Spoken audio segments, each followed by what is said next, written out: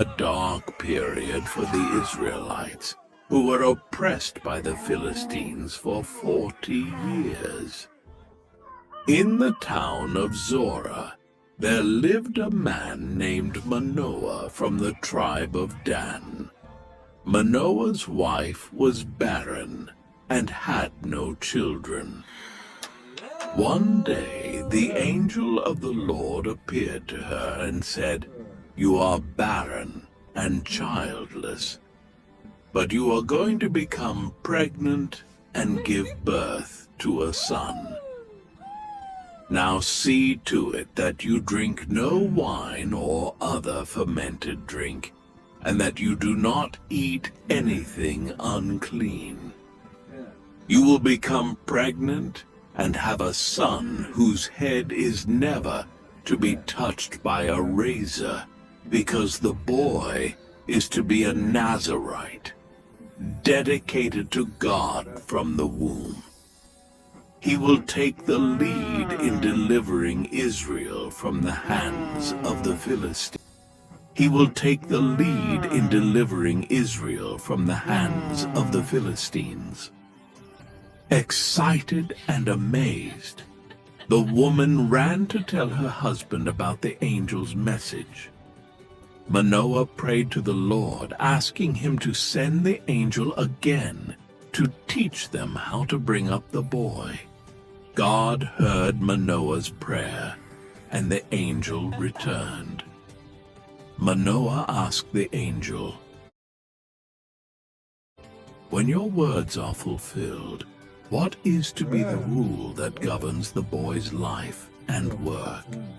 The angel reiterated the instructions.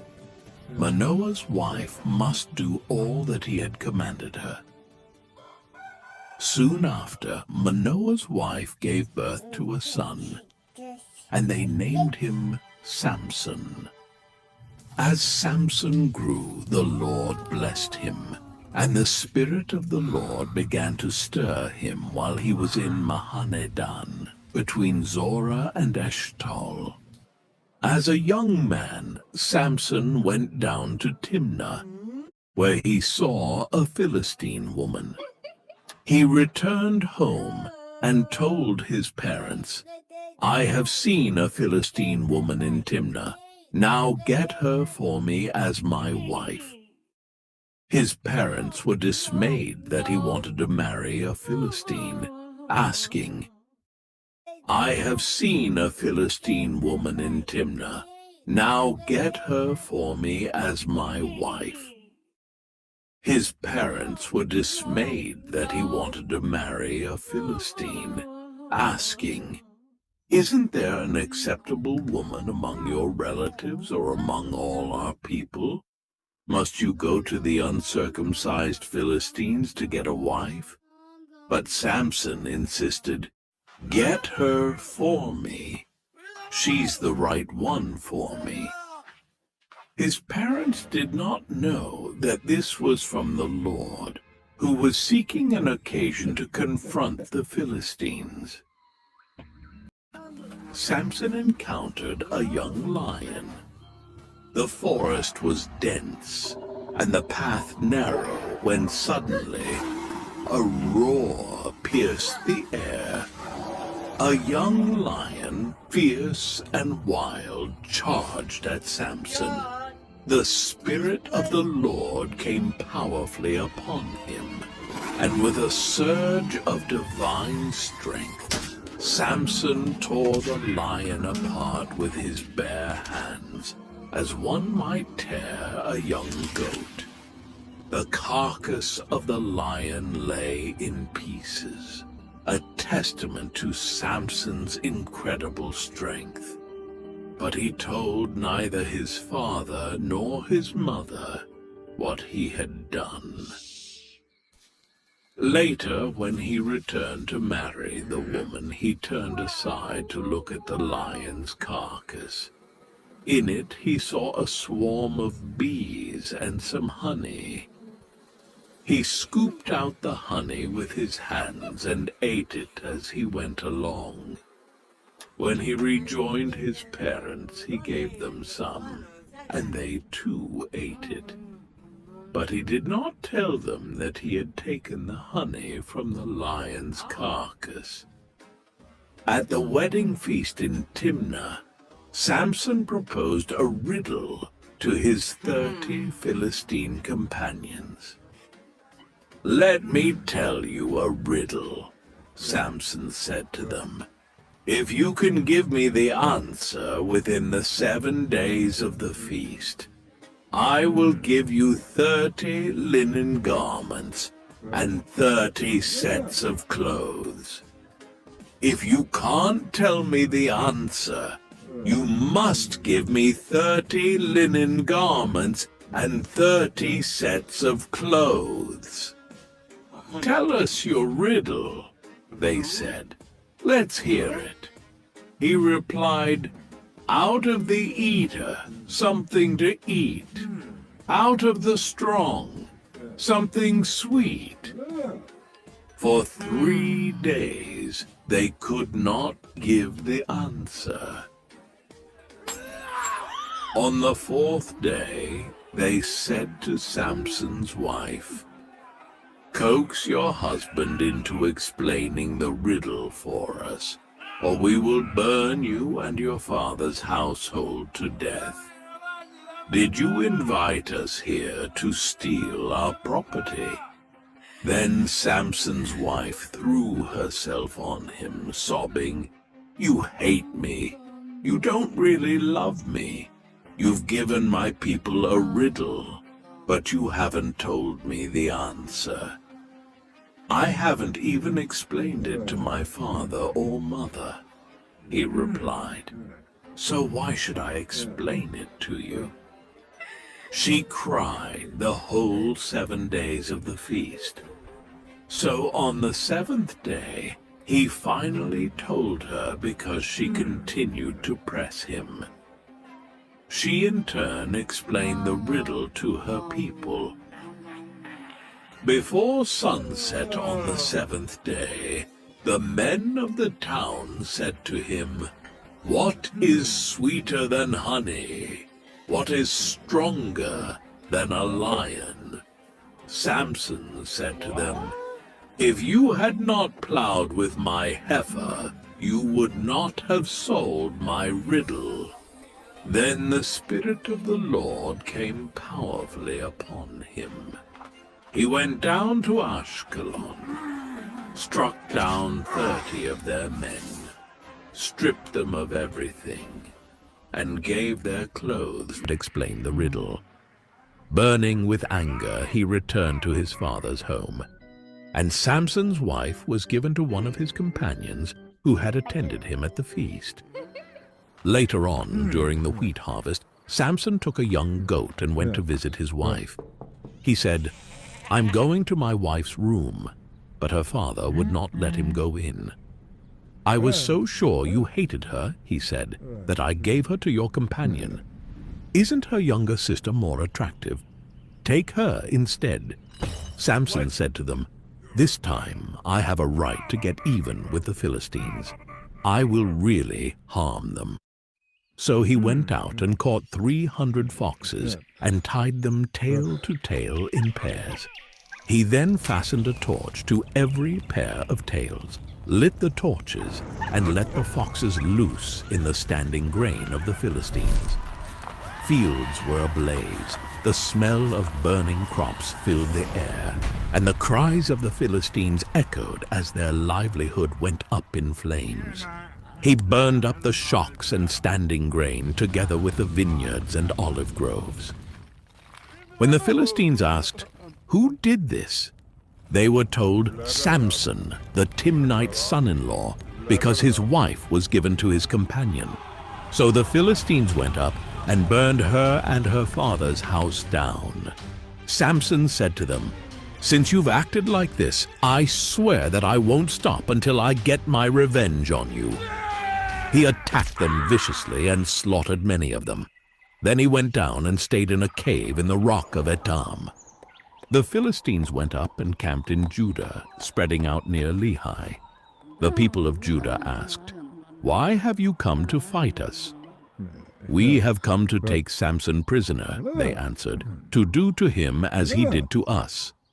Then 3,000 men from Judah went down to the cave in the rock of Etam and said to Samson, "Don't you realize that the Philistines are rulers over us? What have you done to us?" He answered, "I merely did to them what they did to me." They said to him, "We've come to tie you up and hand you over to the Philistines." Samson said, "Swear to me that you won't kill me yourselves." "Agreed," they answered. "We will only tie you up and hand you over to them. We will not kill you." So they bound him with 2 new ropes and led him up from the rock. As he approached Lehi, the Philistines came toward him shouting. The Spirit of the Lord came powerfully upon him.